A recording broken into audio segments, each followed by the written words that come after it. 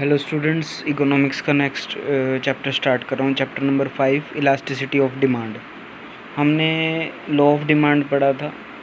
Demand का मतलब क्या होता है? डिमांड का मतलब होता है कि एक टाइम पे एक इंडिविजुअल एक प्रोडक्ट को कितने पैसे में लेने के लिए तैयार होता है, और उसकी इच्छा भी होनी चाहिए, उसकी ज़रूरत भी होनी चाहिए, और उसके पास उसको ख़रीदने के लिए रिसोर्स मतलब पैसे भी होने चाहिए।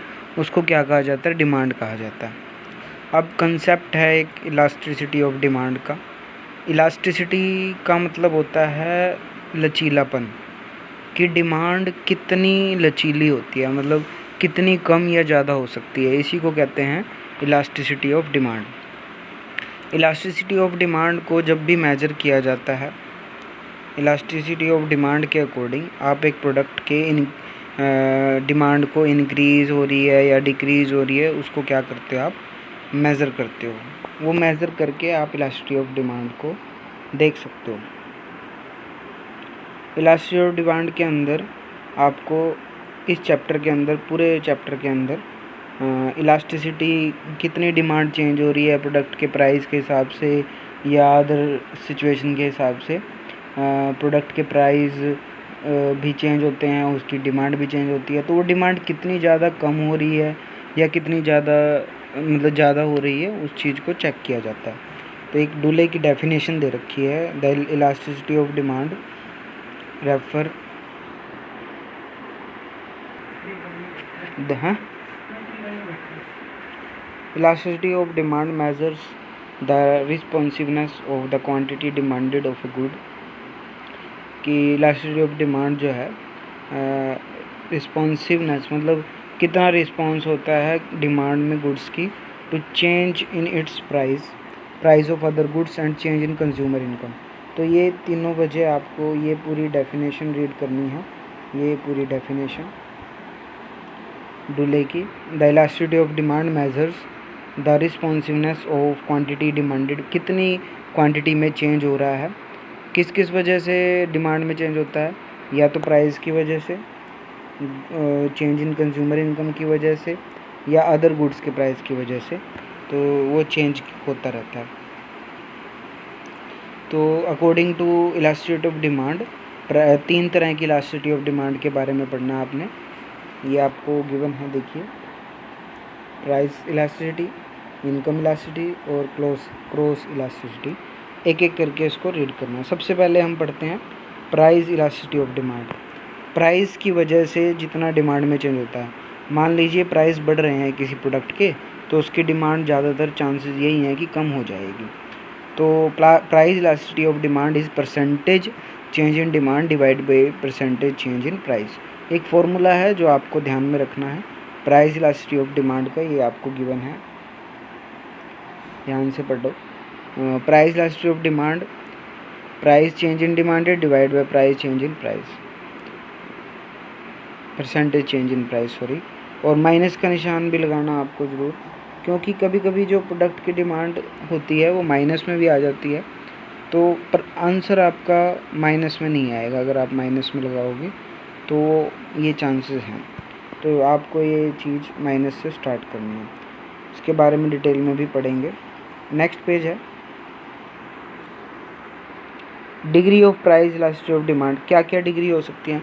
मतलब 3 तरह की प्राइस इलास्टिसिटी ऑफ डिमांड हो सकती है।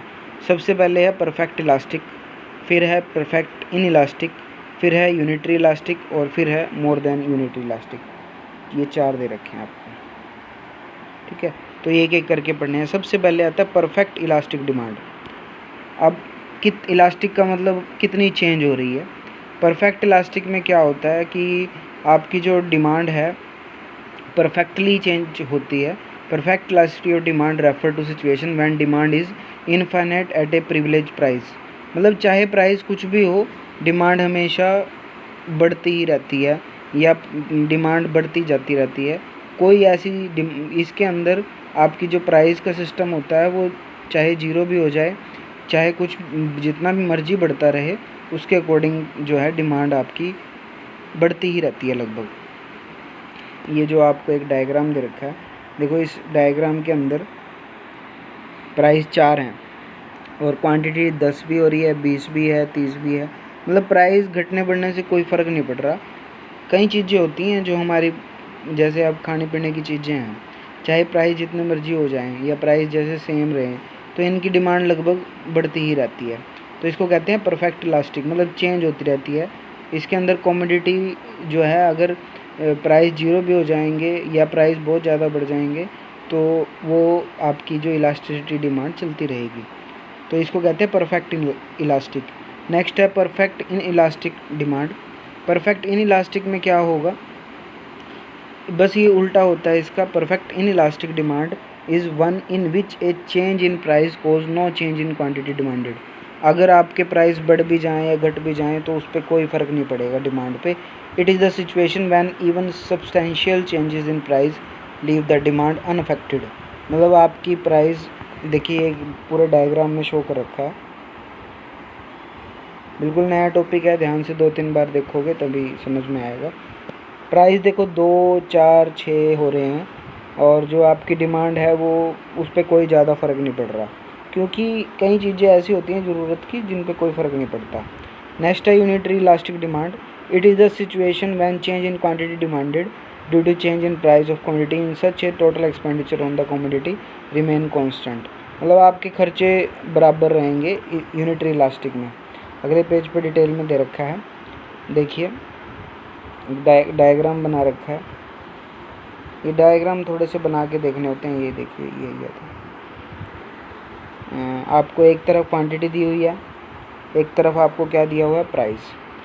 क्वांटिटी चेंज हो रही है तो प्राइस चेंज हो रहे हैं तो क्वांटिटी भी चेंज हो रही है। इसको कहते हैं इलास्टिसिटी ऑफ डिमांड जो है यूनिटरी है। कोई भी चीज़ है अगर जिसका जितनी प्राइस में चेंज हो रहा है और उतनी ही डिमांड में चेंज हो रहा हो, इसका मतलब है ये यूनिटरी इलास्टिक का सिस्टम है। नेक्स्ट आ रहा है आपका greater than unitary elastic. Greater than unitary elastic में क्या होता है कि आपके प्राइस थोड़े से चेंज होने से जो आपके खर्चे हैं वो बहुत ज़्यादा बढ़ जाएं या उससे ज़्यादा बढ़ जाएं, या आपकी डिमांड उससे ज़्यादा कम या ज़्यादा हो जाए। प्राइस बढ़े या प्राइस कम हुए, उसकी डिमांड कम या ज़्यादा हो जाएगी। इसको कहते हैं ग्रेटर दैन यूनिटरी इलास्टिक। देखिए फिगर नंबर 3 और फिगर नंबर 4 में कंपैरिजन करके देखना। देखो ये जो गैप है ये ज़्यादा है इसमें, और इसमें जो गैप है इसमें कम है। मतलब इसमें डिमांड जो है वो ज़्यादा इफ़ेक्ट पड़ रहा है, इसमें जो डिमांड है उस पर कम इफ़ेक्ट पड़ रहा है। तो इसको ग्रेटर दैन यूनिटरी इलास्टिक कहा जाता है। नेक्स्ट है less than unitary elastic. Less than unitary elastic में क्या होता है कि प्राइस अगर ज़्यादा चेंज हो जाएँ तो डिमांड पे इतना फ़र्क नहीं पड़ेगा। तो वो डिमांड थोड़ी सी फ़र्क पड़ रहा है, प्राइस बहुत ज़्यादा चेंज हो रहे हैं इधर, तो ये लेस दैन यूनिटरी इलास्टिक का सिस्टम है।